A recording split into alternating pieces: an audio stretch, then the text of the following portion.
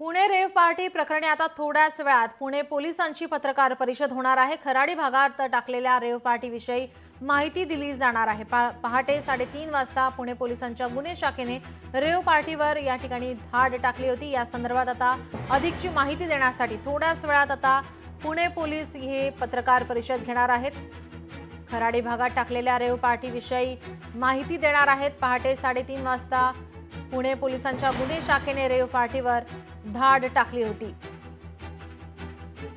त्यामध्ये खडसेंच्या जावयाचा समावेश, त्याला ताब्यात घेण्यात आलेला आहे। आता थोड्याच वेळात पुणे पोलिसांची पत्रकार परिषद होणार आहे। या पत्रकार परिषदेकडे आता सर्वांचं लक्ष असेल। सकाळी या आरोपींची वैद्यकीय तपासणी झाली, तो अहवाल सुद्धा आता येणं बाकी आहे।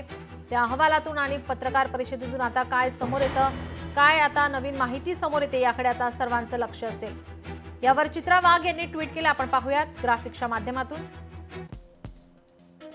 तुमच्या तर दिव्याखालीच अंधार हो,